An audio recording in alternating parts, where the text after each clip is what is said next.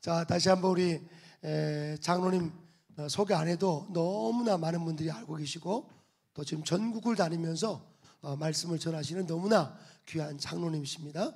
박환인 장로님, 또 교보문고 본래는 해병대 부사령관으로 재직 마치시고 지금 교보문고 대표이사도 하셨고 지금은 전국에 다니면서 많은 젊은이들 깨우고 이렇게 계시는데 오늘 저는 간증과 또 우리 6.25의 진실 이 말씀을 두 가지를 나눌 때 이번에 큰 은혜 받기를 주의 이름으로 축복합니다. 다시 한번 다 같이 한번 일어설까요? 다시 일어서셔서 은혜 많이 받으세요. 서로 인사하겠습니다. 은혜 많이 받으세요. 뒤에 분도 한번 인사하세요. 네, 축복합니다. 네, 다시 한번 앞뒤 한번 인사할까요? 은혜 많이 받으세요. 아멘. 화면이 보여야 돼.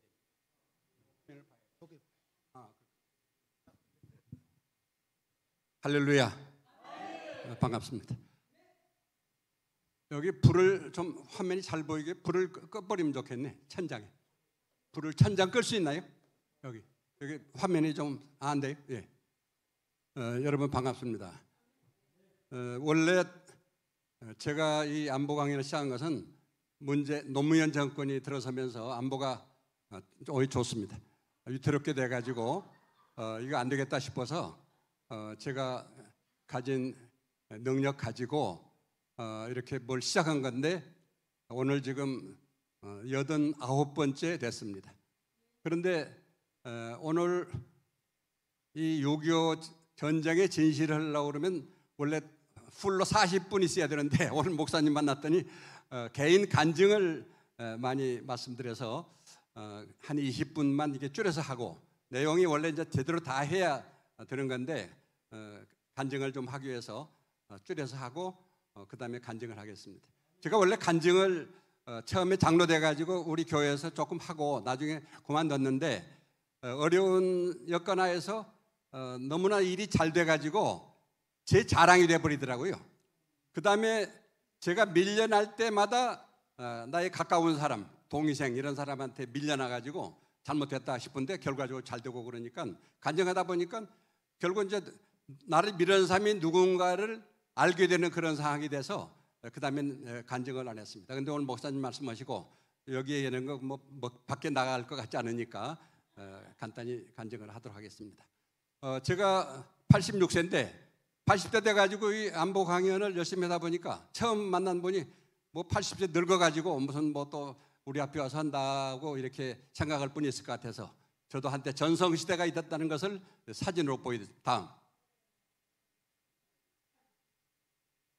6.25 전쟁의 진실. 다음.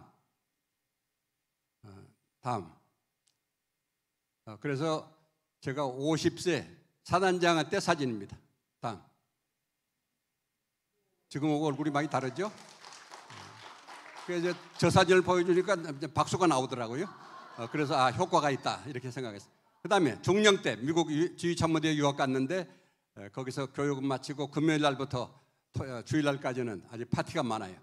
그래서 오해하지 말아야 될 것은 저기 다 우리 동기생들 부인이니까 딴짓한 건 아니고 이제 파티에서 제가 실력이 좀 아주 좋아가지고 시험 본문 아주 우등생 축에 들어가고 또 파티도 활발하게 해서 거기서 150명이 교육받는데 화제의 인물이었다고 보면 됩니다. 다음.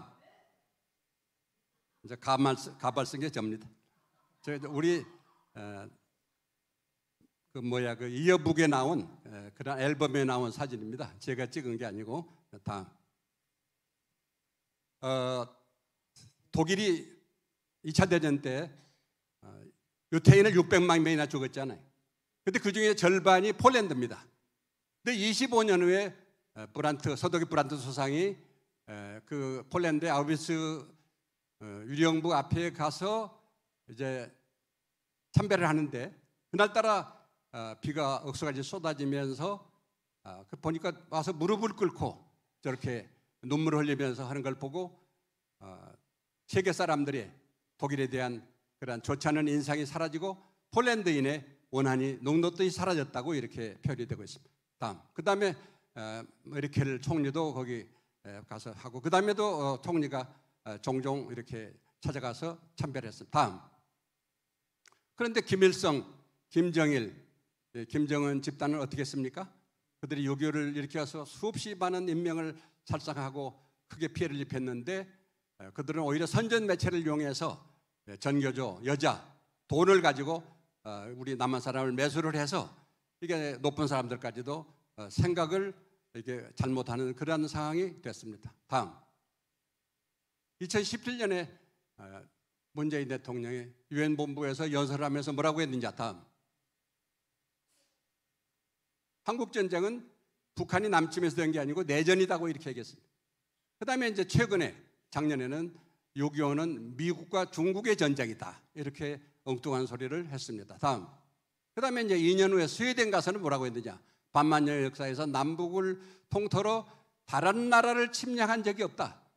다른 나라 북한이 침략을 했는데 그냥 남북한을 통틀어 가지고 침략한 일이 없다고 이렇게 해서 북한 남침을 두둔해 버린 겁니다. 다음. 그다음에 김대중 대통령 실패한 통일전쟁이다. 그다음에 노무현 대통령 내전이다 이렇게 얘기했어요. 다음. 그다음에 이제 이재정 통일부 장관 남침 북침 하나로 가지고 6.25 전쟁을 규정하는 것은 별로 적절치 않다. 또 이종석 통일부 장관도 그런 식으로 얘기를 했습니다. 이제 남침을 인정 안 하려고 한 거죠. 다음. 6.25가 북한의 남침입니까? 하고 국방부 장관 청문회에서 물어보니까 17초 동안을 기다려서 네라고 대답을 했습니다. 다음. 나 같으면 국회의원님 저런 걸 왜 물으십니까? 그건 남침이라는 건 분명한데 그걸 왜 장관이 나한테 물어봅니까? 이렇게 얘기할 텐데 17초 동안이나 망설이다가 결국은 대답했어요. 저 사람이 누구냐면 공군 출신 국방부 장관입니다. 이름은 여기서 안 되겠습니다. 다음. 다음. 이제 한국 전쟁에 대해서 책을 3권이나 쓴 분이 브루스 커밍스인데 시카고 대학 교수인데 이분이 이제 좀 진보 사상이 있어요. 그래서 처음에 북침이라고 하다가 다음에는 먹혀들어가지 않으니까 내전이 확정된 거다. 그리고 북한이 남침하도록 유도했다. 이렇게 주장을 책에서 했습니다. 다음. 우리 고교생한테 물어보니까 북침을 했다는 것이 69%나 돼요. 다음. 또 대학생한테 물어보니까 6.25 전쟁은 북침이다. 53%. 분단의 원흉은 이승만이 80%다. 김일성이가 20% 이렇게 엉뚱한 대답을 한 겁니다. 다음. 우리의 주적은 누구냐? 육사 막 입교한 학생 36%. 훈련소 입소한 병사 교육을 받기 전이죠. 74%가 우리의 주적은 다음. 미국이라고 얘기했습니다. 미국이 우리 도와줬죠. 근데 우리의 주적이 미국이라고 하니까 이게 되겠습니까? 다음. 그 다음에 더 넘어가죠. 남침의 증거를 제가 여러 가지로 대겠습니다. 이거 시간이 걸리는데 이제 빨리빨리 넘어가겠습니다. 다음. 남침할 때 병력은 우리가 절반밖에 안 되고 우리는 탱크, 항공기도 없고 야포 함정도 대단히 부족했습니다. 저 가로 항공기 22대는 연락기니까 저건 전투기도 아니죠. 그래서 남침하려고 그러면 병력은 공격한 사람이 2배 내지 3배 돼야 되고 전차하고 탱크도 없이 무슨 전차 탱크 그리고 항공기도 없이 무슨 전쟁을 일으킵니다. 그러니까 이것만 봐도 북한이 준비를 해가지고 남침했다는 걸 알 수 있죠. 다음. 이제 김일성이가 1949년 3월 달에 모스크바 가서 스탈린 보고 남침하겠다고 그러니까 안 돼. 지금 당신이 밀고 내려갔다가 미국이 대입하면 어떻게 하려고 그러느냐 이렇게 반대를 했죠. 그다음에 이제 6월 달에 미군이 한국에서 철수해 버렸습니다. 다음. 그다음에 소련이 미국은 이미 핵무기를 개발해서 일본에 터뜨렸는데 49년도 8월 29일에 소련이 드디어 핵실험을 성공했습니다. 다음. 그다음에 이제 대만 장개석 군대를 대만으로 쫓아내고 오택동의 인민군이 중화인민국을 중국을 장악해가지고 선포를 해버렸죠. 그러니까 중국이 전부 완전히 중공회에서 장악이 된 겁니다. 다음. 에치선 라인, 까마귀 에치선 라인에 미국이 에치선 라인을 그어가지고 이제 한국은 별 볼 일 없다. 그래서 방어선에서 제해버렸어요. 그러니까 미국으로 봐서는 좋지만은 한국으로 봐서는 우리가 이제 의지할 데가 없는 그런 어려운 처지가 된 겁니다. 다음. 이렇게 지도를 보면은 우리 한국이 저 대륙에 빨간 게 이제 공산국가인데 그 끝에 붙어 가지고 있고, 미국은 멀리 있기만 하고 일본은 가까이 있지만은 아직 전쟁이 끝나 가지고 우리를 도와줄 여유가 없기 때문에 저걸로만 봐도 김일성이가 남침을 하고 싶은 그러한 상황이다 이렇게 볼 수 있죠. 다음. 근데 이제 1950년 이런 접근이 다 잘 마련되니까 1950년 4월 10일 날 스탈린을 찾아간 김일성과 박헌영한테 남침해도 좋다 이렇게 사인을 보내고, 그 다음에 1950년 5월 13일 모택동이 미국이 개입하면 중국은 북한을 도울 것이다 이렇게 약속을 했습니다. 다음. 넘기세요. 다음. 그 이제 북한에 와 있는 고문단한테 김일성이가 한 얘기입니다. 전쟁을 해야 되겠습니다. 지금 남쪽의 인민들이 내가 내려오기를 학수고대하고 있습니다. 왜 장모님이 아직도 안 오시나 이렇게 기다리고 있습니다. 이렇게 이제 소련 고문관한테 얘기를 했습니다. 다음. 그다음에 박헌영 잘 아시죠? 박헌영이 전쟁을 해야 됩니다. 우리가 밀고 내려가면 남한의 남로당은 20만 명이 일제히 일어나서 쉽게 통일할 수 있습니다. 이렇게 주장을 했죠. 다음. 그다음에 이제 유성철이라고 북한의 인민후의 작전국장인데, 이 사람이 얘기가 그동안에 있던 전쟁 경험이 있는 소련의 군사고문단장이 6.25 2차 대전 때 전쟁 경험이 많은 바실리에프 중장으로 와가지고 이제 전쟁 계획을 만들었다 이렇게 실토를 했습니다. 다음. 후르츠초프죠. 후르츠초프가 자서전에서 우리는 조선 전쟁을 시작한 것이 남조선이라고 주장해 왔는데, 그러나 나는 지금 이 자서전을 통해서 역사를 위해 진실을 말하고 싶다. 그래서 전쟁의 시작은 김일성 동지가 발의하고 스탈린이 승인하였으며 그는 공격을 위한 구체적인 계획을 갖고 있었다. 이 자서전에 이렇게 소련 수상이 분명히 언급을 했습니다. 다음에 YS가 이제 다음 옐친을 방문했는데, 모스크바에서 옐친이 저 귀중한 서류를 줬는데 이것은 비밀 분류된 남침 계획입니다. 남침 계획을 관계가 개선되니까 그대로 YS한테 전달해 줬습니다. 거기에는 이제 북한이 남침이라는 것이 분명히 나와 있죠. 다음. 하도 그때 남침이냐 북침이냐 이 말이 많으니까 일본의 저 공산당 기관지 적기가 있어요.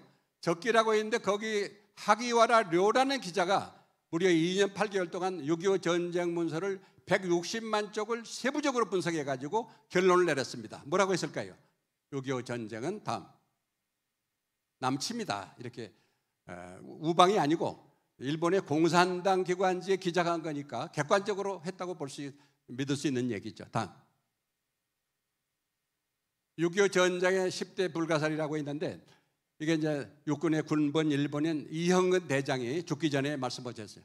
다음 6.25 전에 일선 부대의 남침 징후가 계속 보고가 왔는데 그걸 묵살하거나 무시해버렸고, 미국까지도 보고됐는데 그것도 무시해버렸습니다. 다음 두 번째 2주 전에 주요 지휘관을 교대했다. 우리가 공격하든가 방어를 하면 그 자리에 익숙하고 그대로 있어야 되는데 2주 전에 지휘관을 교대해버리니까 이거 아무것도 모른다고 볼 수 있죠. 다음.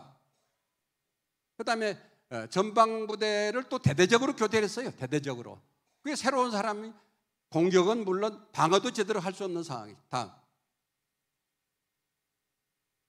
이틀 전에 6월 23일 날 비상경계령을, 그동안에 계속 충돌이 있으니까 비상경계령 내린 것을 이틀 전에 해제해버렸습니다. 다음. 장병의 3분의 1이 휴가를 또 외출을 이렇게 직전에 출마를 위해서 보내버리니까 이건 뭐 싸울 병력이 또 부족한 거죠. 그 다음 웃기는 것은 하루 전에 6월 24일 날 용산에 있는 육군의 장교구락부를 오픈해가지고 거기서 댄스 파티를 했어요. 거기는 고문단 또 우리 육군의 고급 지휘관들이 모여가지고 댄스 파티를 하고 그냥 10시경에 끝나니까 또 일부가 또 명동에 가서 캐바레에 가서 또 춤을 췄어요. 아가씨하고 춤추고 나서 아마 일부 3차에 또 어디 호텔로 간지 모르죠. 이런 상황에서 전쟁이 벌어지니까 이거 보고를 하려고 해도 보고하는데 사람이 연결이 안 돼가지고 애를 먹었다, 그런 내용이 있습니다. 이걸 보면은 이게 뭐 남침 북침 얘기하기 전에 우리가 방어도 제대로 못하도록 만들었기 때문에 그때 아마도 간첩이 있었지 않느냐. 그래서 육군 참모총장의 그 공관 부관이 중위급장 달고 있었는데 이게 간첩이다. 왜냐하면 전쟁이 나면서 또 없어져 버렸어요. 그리고 심지어는 신성모하고 육군 참모총장 이런 사람들이 간첩이 아니냐 이렇게까지 주장하는 학자가 나왔습니다. 이걸 보면은 이것만 봐도 우리가 공격은커녕 방어도 제대로 할 수 없는 상황이다 이렇게 알 수 있죠. 다음.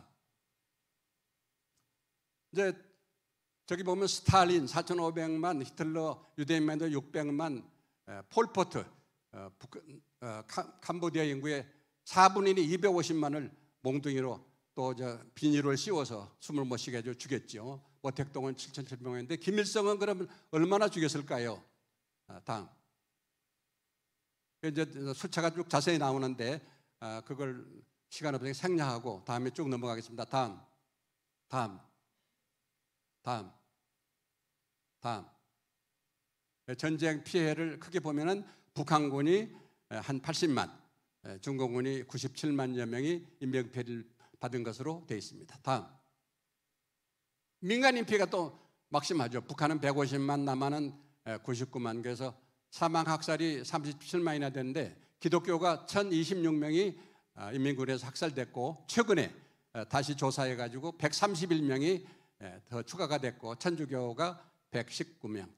그리고 이제 부상 22만, 납치 행불이 38만이고 그다음에 여러분 잘 아시는 전쟁 미만인 30만, 피난민 320만, 전쟁과 10만, 그리고 이산 가족이 1,000만 이렇게 많은 피해를 입은 것입니다. 다음. 여기 이제 크게 간단하게 보자면 인명 피해는 전체적으로 520만. 김일성이가 적화 통일하겠다고 욕심부려 가지고 결국은 520만이 피해를 보고 그다음에 시가지는 50% 이상이 피해를 입고 그다음에 산업시설 이것도 45%나 이렇게 완전히 초토화되다시피 해버린 겁니다. 다음. 근데 우리가 기억할 것은 16개국이 참전했잖아요. 근데 그 중에 미군이 178만여 명이나 참전해가지고 자기의 전쟁처럼 목숨 내놓고 싸웠다는 사실을 우리가 잘 알아야 됩니다. 나머지 나라는 이제 뭐 5만에서부터 100명까지 이렇게 숫자가 얼마 안 되는데 다음. 미군이 전사자가 45만. 이것은 3만 3천으로 나온 것도 있고 워싱턴의 코리안 메모리알에는 5만 4천으로 나와 있는데 여긴 육군본부 데이터가 기준이 돼서 이렇게 나오고 부상이 10만. 다음. 근데 특이할 것은 장성 아들이 142명이 참전을 해가지고 그 중에 35명이나 전사, 부상, 실종이 됐고 여기 밑에 보이는 왼쪽부터 베프리트, 아이젠하워, 클라크, 워커 장군, 최고 지휘관들이죠. 이분 아들들이 모두 전사를 했다는 사실입니다.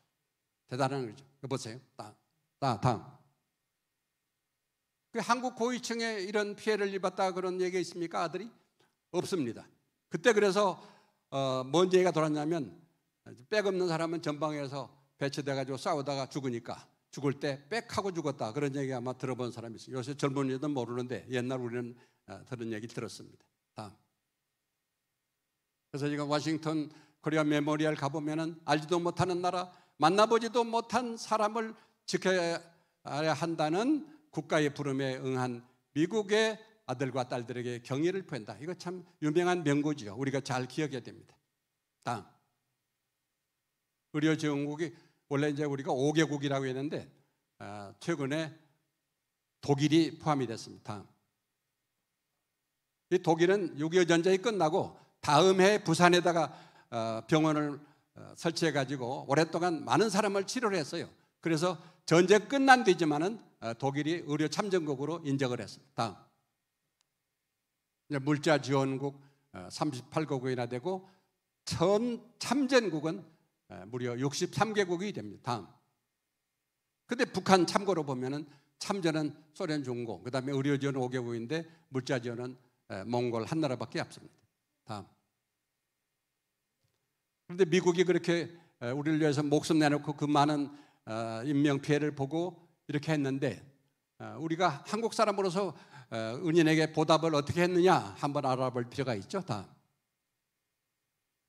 미 24단장이 딘 소장인데 처음에 이제 한국 전쟁이 나니까 트루만이 바로 일본에 있는 일개 대대 스미스 기동대를 갖다가 한국에 파병하도록 해가지고 7월 1일 날 부산에 도착했어요. 그러니까 나중에 이제 사단장이 사단하고 같이 한국에 왔는데 인민군한테 밀려가지고 가면서 사단장이 길을 잃었습니다.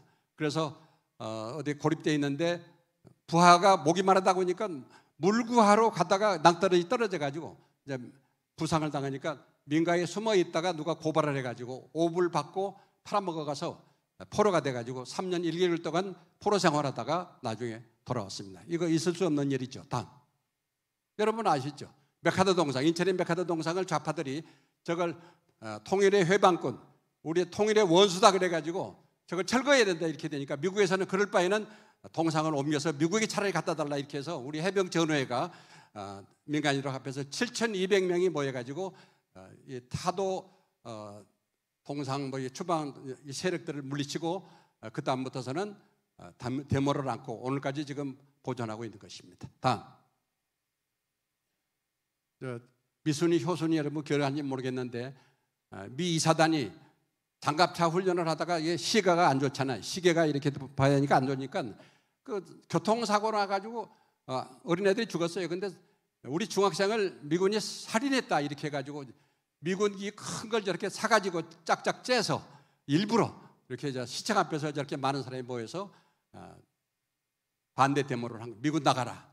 이게 미군 사령관이 저걸 보고 울었다는 그런 얘기가 있습니다. 다음.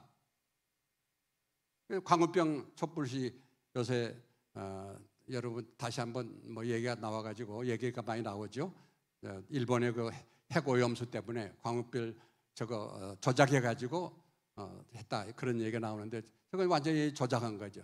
다음. 리포터 대사가 집회에 나갔는데 커터칼로 좌파 한 놈이 이게 째가지고 완전히 크게 부상을 입었는데 저분이 원체 친한파이기 때문에 대사 끝나고 나서도 한국에 오고 친한파인 건 틀림없지만은 저건 참 부끄러운 우리의 모습이라고 할 수 있겠습니다. 다음. 지금도 주한미군 철수 데모가 계속되고 있는데 용산 광화문에 있는 그 미 대사관 앞에는 세종대왕상 옆에 매일 한 사람씩 서가지고 하고 있고 이제 상황만 되면 미군 철수하라고 아우성을 치고 있습니다. 참 부끄러운 모습이죠. 다. 그래서 어떻든 이러한 여러 가지 애로에도 불구하고 우리가 그동안에 위대한 성취를 이뤘는데 국민소득 1만 불 돌파하는데 저 외국 나라들은 100년 이상 저렇게 많이 걸렸는데 한국은 얼마나 걸렸을까요? 다음. 30년밖에 안 걸렸습니다. 다음. 농경사회가 산업사회로 바뀌었는데 선진국은 이렇게 300년 걸렸는데 한국은 얼마 걸렸을까요? 40년. 다음. 40년밖에 안 걸렸습니다. 다음. 메카더 장군이 한국전 지휘했는데 한국을 재건하려면 몇 년 이상 걸릴 것이다. 몇 년 정도라고 예상했겠습니까? 다음. 100년이라고 얘기했는데 우리는 그렇게 빨리 나라를 재건했습니다. 다음.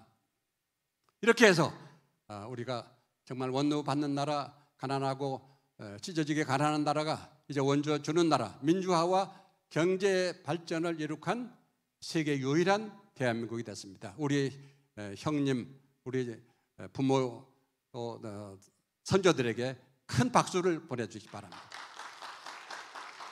다음.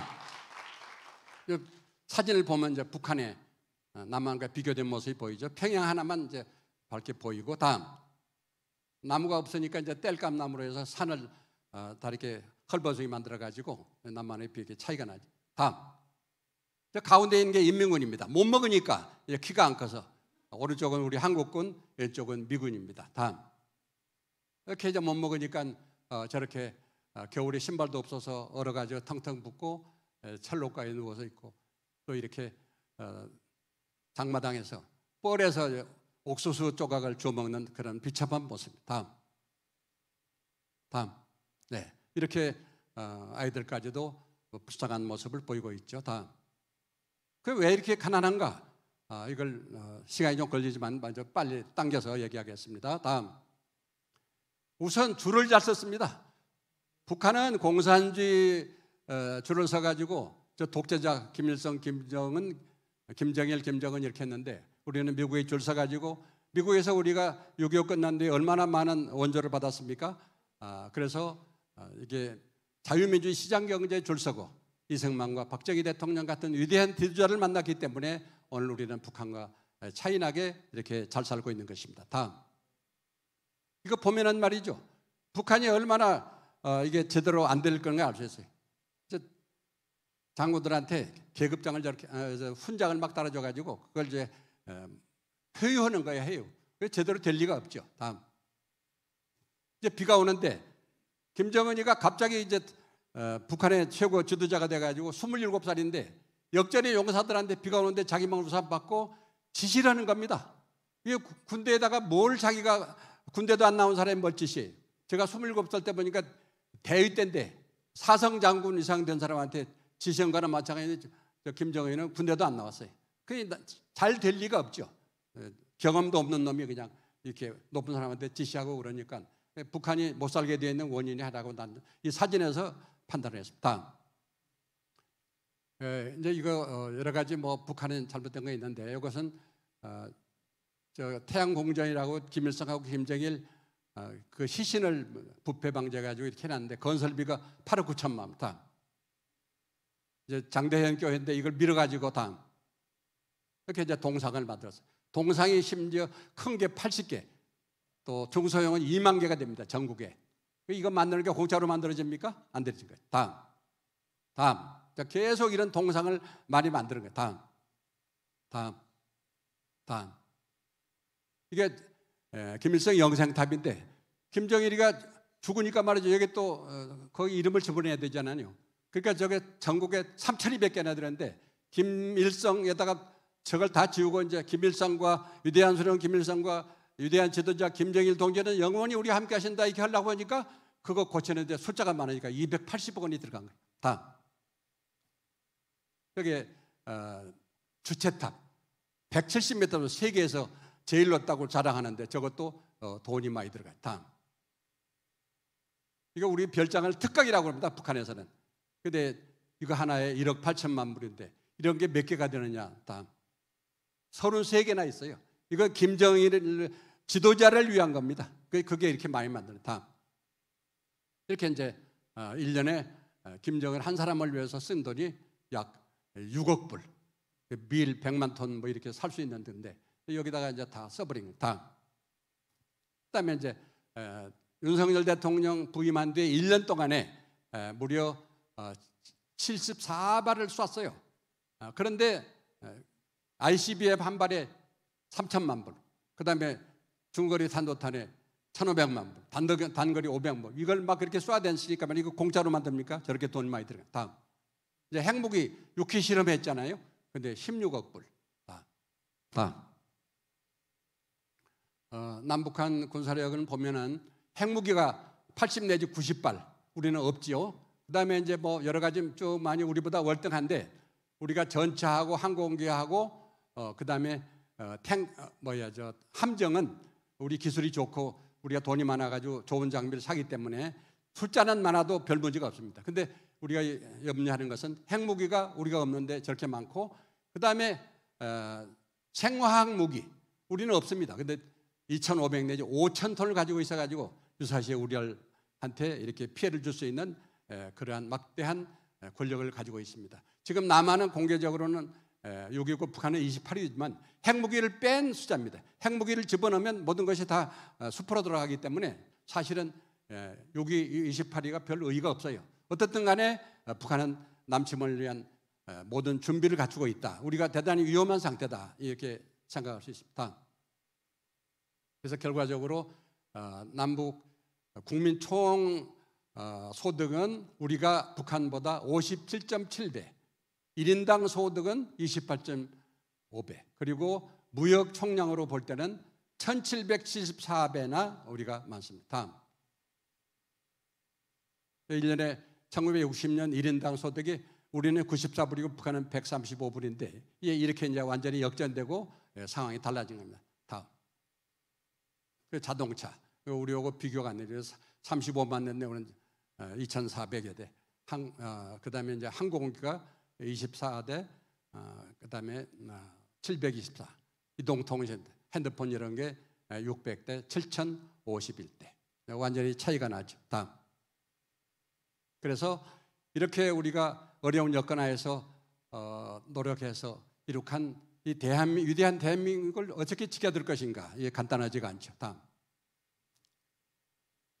우리가 적을 압도하는 국방력을 가졌는데 한미 동맹은 윤석열 대통령이 돼가지고 많이 강화돼서 이렇게 우리가 조금 안심할 수 있지만은 이 핵무기만큼은 만약에 트럼프가 당선되면은 또 한국에서 철수한다는 얘기가 나오고 이게 핵 지원이 제대로 안 될 염려가 있어서 전술핵을 재배치하고 그다음에 결과적으로는 자체 핵 보유를 해야 된다 이런 주장들이 계속 나오고 있는 상황이라는 것을 우리가 명심하고 미국이 지금처럼 핵우산을 철저히 제공하고 앞으로도 그런다면 문제가 없는데 이제 대통령에 따라서 정책이 다르고 그러니까 그럴 염려가 있다. 그래서 이걸 염두에 두고 생각을 해야 됩니다. 다음.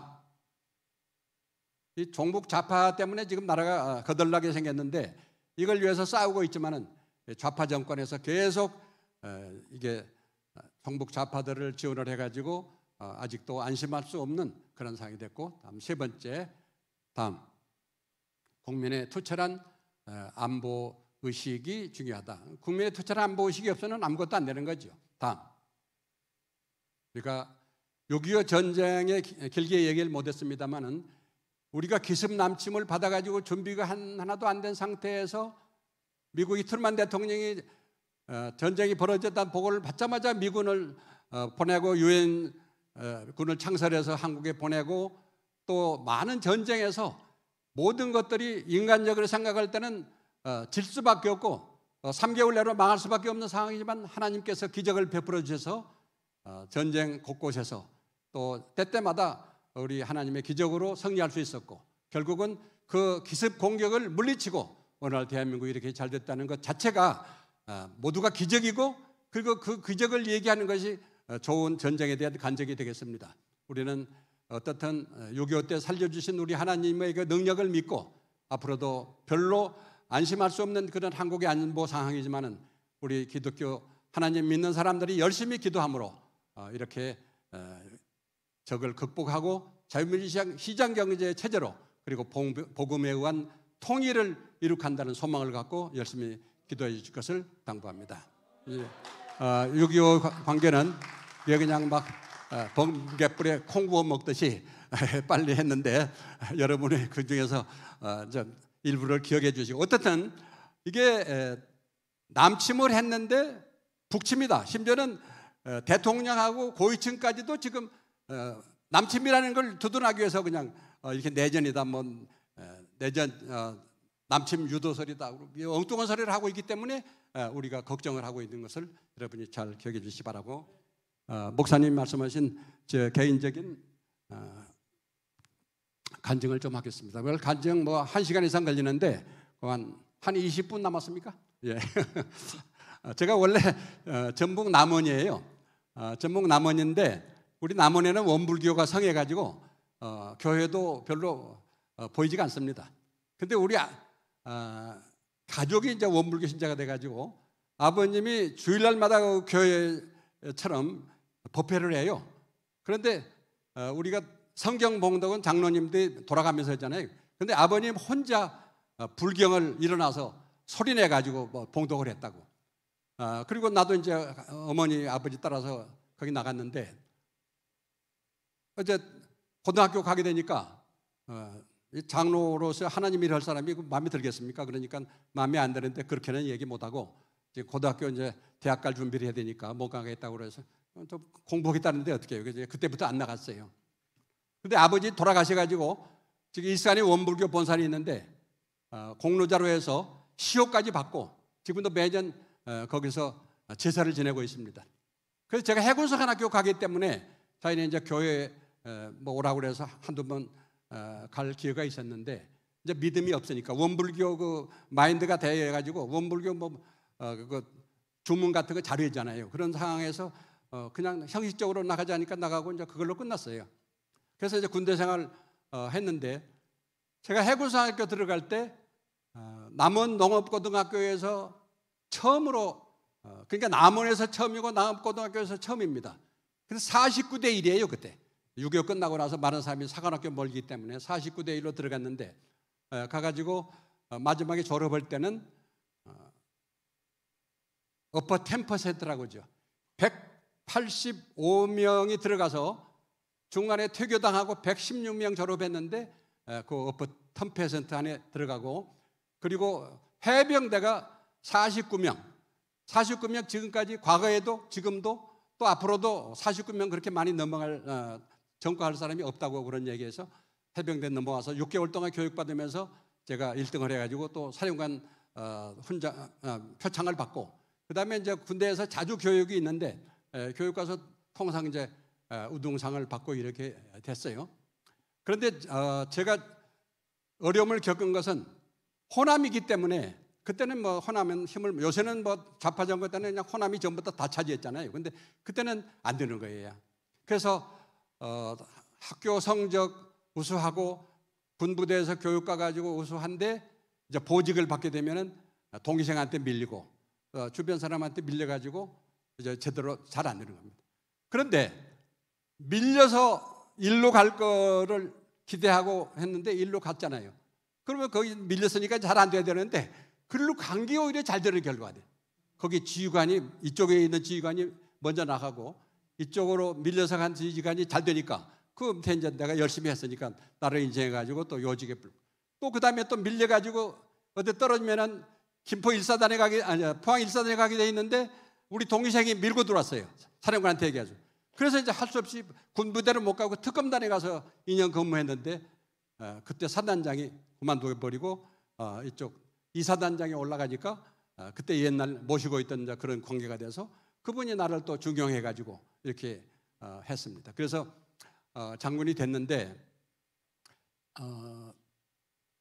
중령 됐을 때 이제 하나님 뭐 믿는 거 이런 거 미국 가서 미국 중령 때 미국 갔는데 미국 가서 교회를 한 10개월 다녔어요. 1년 과정 중에서. 왜냐하면 이제 미국 문화가 뭔가를 좀 알아보자 그래가지고 우리 후배들 5명 데리고 갔는데 그거 계기가 돼가지고 애국장교를 스판서하는 그 우리 동기생이 자기가 매 주말마다 가족과 같이 미국 워싱턴 밑에 있는 윌리엄스버그 교회가 있으니까 거기 같이 가자고 그래서 같이 그 차 타고 가가지고 거긴 성경 공부를 1시간 하고 그 다음에 예배 드리고 오면서 그 다음에 이제 식사 같이 하고 이렇게 했는데 뭐 10개월 다녔지만 믿음 없이 그냥 원불교 배경으로 이렇게 하니까 돌아와서 그냥 또 교회 안 가고 뭐 전혀 뭐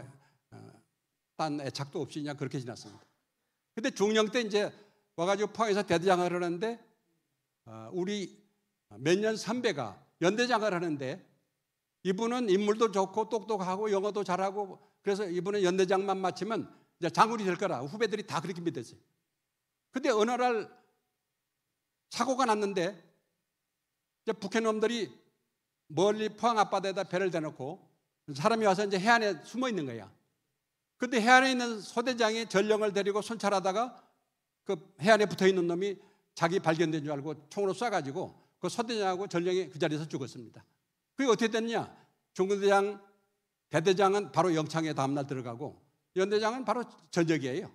그러니까 다음에 장군 될 거라고 한 사람이 그렇게 전역이 돼버리니까 내가 그때 이제 하나님이 깨달음을 준 거지만은 내가 지금까지 잘 나오고 능력이 있고 저를 보고 이제 무쇠라고 얘기했어요. 너무 열심히 해도 그냥 강하니까. 그런데 아무리 건강하고 내가 능력이 있고 그래도 내 뜻대로 안 되는구나. 그 선배를 보고. 그래서 그냥 교회 나가자는 말도 안 하는데 그 다음날 아침에 바로 포항 교회에 나갔습니다.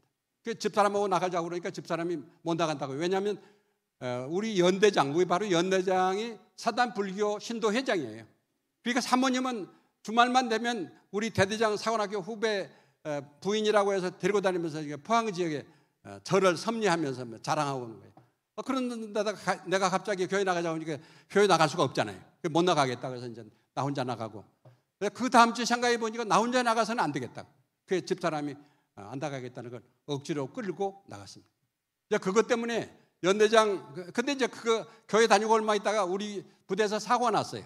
사고가 났는데 한 사람이 죽었는데 그거 뭐 결과적으로 조사해가지고 별거 아닌 걸로 됐는데 연대장이 이제 연대장 마치고 장군 돼야 되는데 산모님이 이제 서울서 와가지고 이제 나한테는 모르니까 집사람을 불러다가 그냥 눈물이 팍 쏟아질 정도로 막 야단을 쳤어.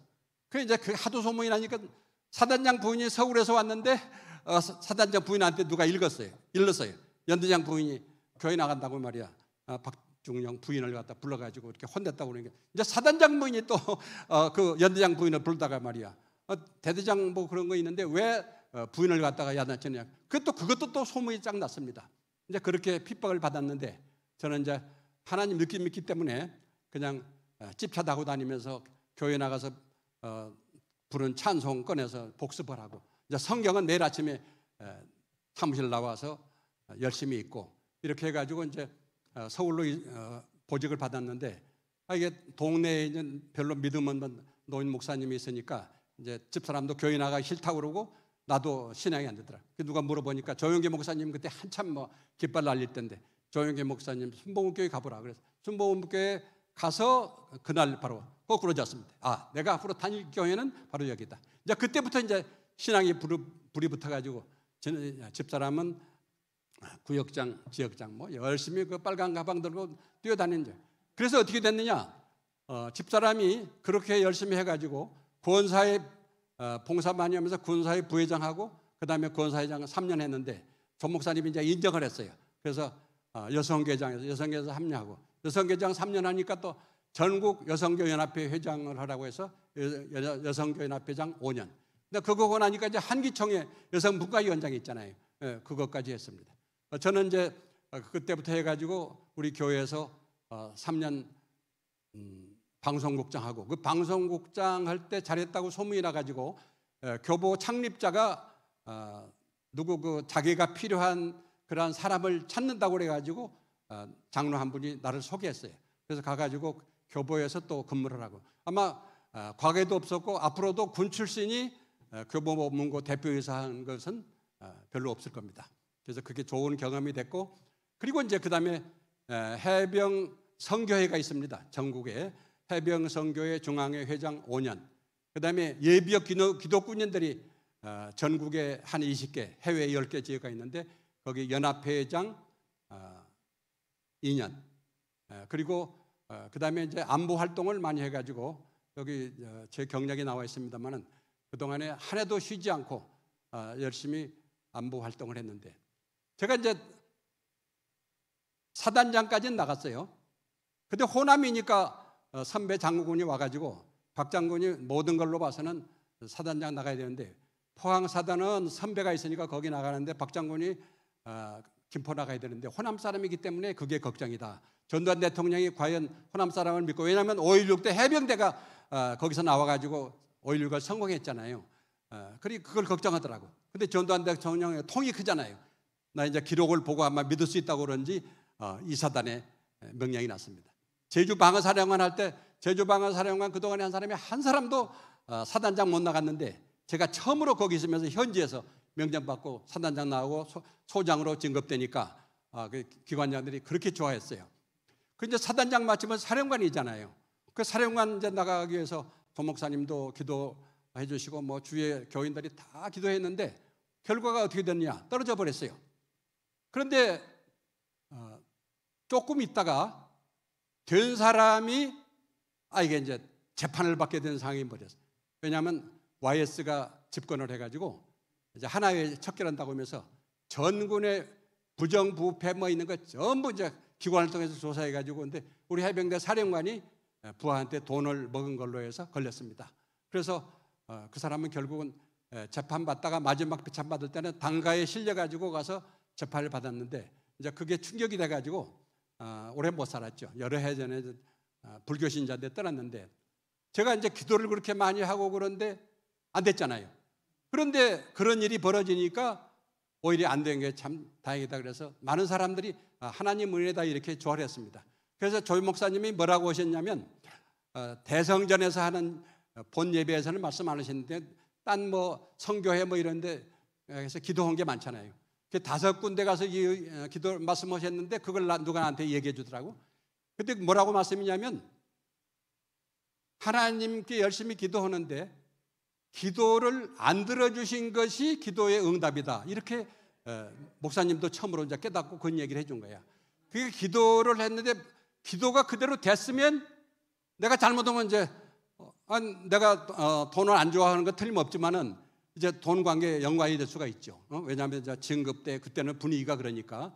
근데 안 되니까 나는 오히려 살아나서 오늘까지 이렇게 건강하게 떳떳이 살아 있고 이제 된 사람은 돈 것 때문에 재판받고 충격을 받아가지고 결국은 먼저 가니까 조 목사님도 이제 그 얘기를 처음 한 거예요. 나도 이제 처음 듣고 목사님도 처음 깨달은 겁니다.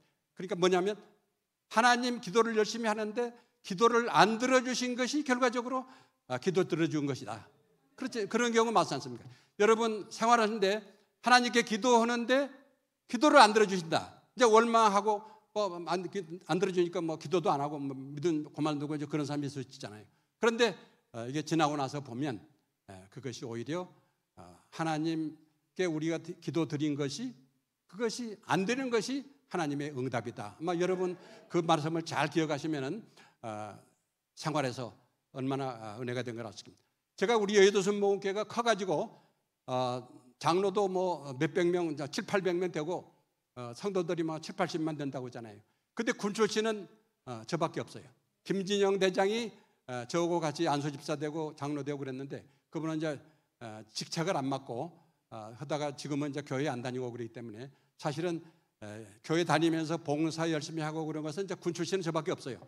그러니까 휴가 갈 때 또 휴가 갔다 와서 또 보직 받아서 새로 들어가고 나올 때 꼭 조목사님한테 가면 군 출신이니까 비서실에서 목사님 방만 비어 있으면은 그냥 프리패스입니다. 그 목사님한테 얼마나 많은 기도를 받는지 몰라요.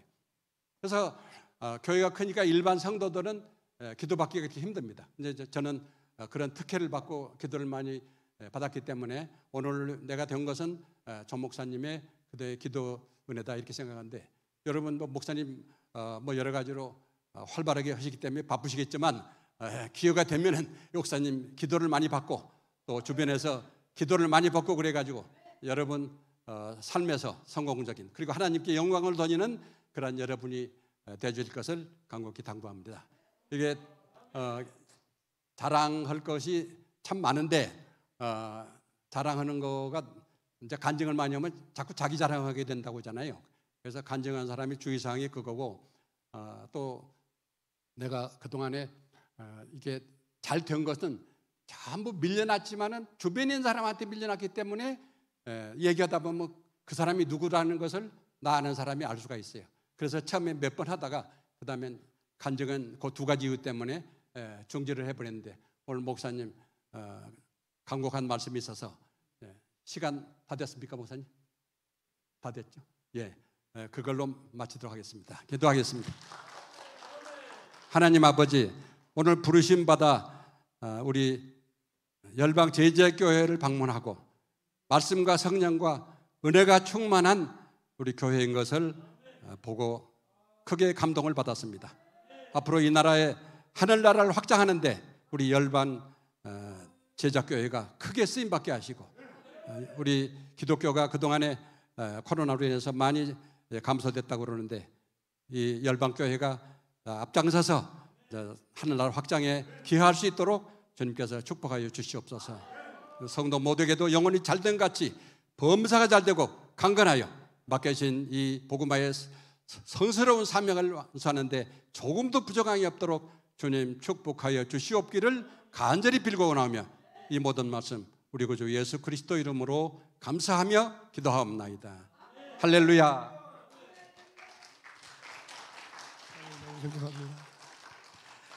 다시 한번 뜨거운 박수 한번 해주시기 바랍니다. 지금 장로님 연세가 86세예요. 86세. 이렇게 건강하게 하시는 것은 몇 가지 비결이 있는데 이 간증이라는 것은 어떤 때는 설교 말씀보다 더 중요할 때 있어요. 할렐루야. 삶의 길을 여러분이 경험할 수 있으니까 간접으로 경험할 수 있으니까 86세까지 이렇게 정말 승승장구하면서 주의 복음을 전하는 너무나 귀한 장로님. 저 장로님이 이렇게 된 것은 미국에 가서 1시간씩 성경 공부했다는 거예요.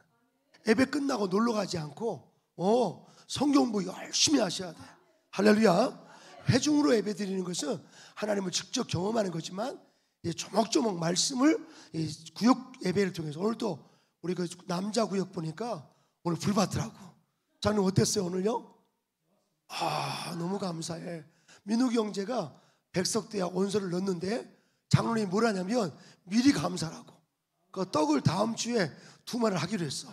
또 아직 합격이 안 됐는데 이건 참 대단한 거예요. 할렐루야. 너무너무 감사해. 장로님이 지금 이렇게 해병대 부사령까지 된다는 것은 이건 있을 수 없어요. 정말 이거는 하나님의 역사예요. 그게 바로 성경 공부라는 거예요. 미국 가서 얼마든지 땡땡이 칠 수 있는데 미국에 가서 미국 가서 얼마나 힘들겠어요. 근데 거기서 열심히 말씀을 공부한 거예요. 여러분, 말씀을 날마다 붙잡기를 주의 이름으로 축복합니다. 오늘 장로님 너무너무 감사해요.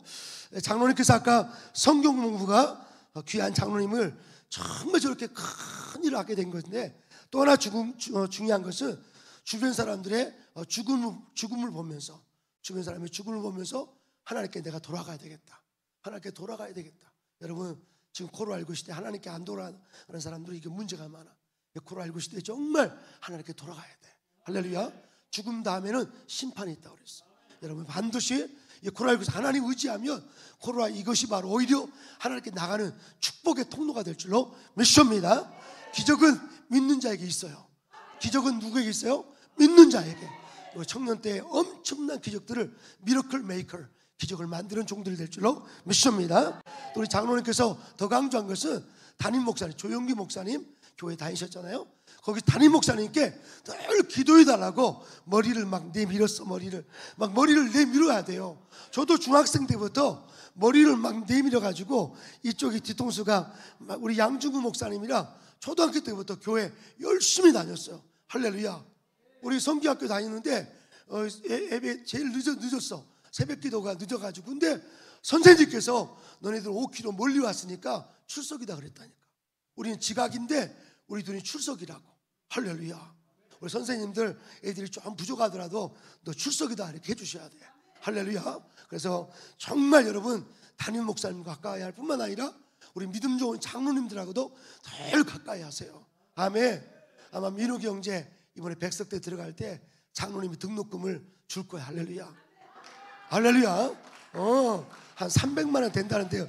우리 장로님은 300만 원 껌값밖에 안 돼요. 할렐루야. 근데 이 신학생들 장학금 되면 길이 열려. 한 번은 진짜 그랬대요. 1분만 더 쓸게요. 한 번은 저 기도원에서 두 사람이 기도를 시작했어요. 한쪽은 우리 장로님처럼 사업하신 분, 땅 부자 엄청나게. 근데 사업하다가 어려움이 있어. 그래서 하나님, 내게 100억을 주셔야 됩니다. 100억을 주시옵소서. 이 장로님과 기도하는 거야. 한쪽에는 우리 민욱이 형제처럼 신학교 들어가야 되는데 등록금이 없는 거야. 그래서 이쪽에서는 하나님 100만 원 등록금 주세요. 100만 원 등록금 주세요. 막 기도하는 거야. 이쪽에 장로님은 얼마 달라고? 100억 달라고 막 기도하는. 둘이 기도 소리가 이쪽이 더 커가지고 이쪽에 들린 거야. 이쪽이 100만 원 달라고 막 기도하는. 장로님께 먼저 응답이 왔어. 장로님이 자기의 있는 돈을 100만 원을 줘버린 거야. 그리고 이 신학생이 이 장로님을 위해서 기도를 하는 거야. 주여, 이 장로님 꼭 응답해 주시옵소서. 근데 이상하게 사업의 문이 열린 거야. 할렐루야. 나중에 그분 초청 한번 하고 싶어. 네, 여러분 정말 옆 사람을 도우십시오. 재정의 문이 닫혀 있습니까? 여러분 물질을 섬겨야 돼. 쿡 찌르면서 인사합시다. 인색하지 맙시다. 시작. 인색하지 마십시다. 여러분 섬기셔야 돼. 아멘. 교회 헌금만이 아니라 감동되면 어른들 섬기시고 신학생 섬기시고 섬길 때 역사할 줄로 믿습니다. 자, 우리 정말 우리 장군님 너무나 귀한 오늘 말씀 너무너무 감사하고요.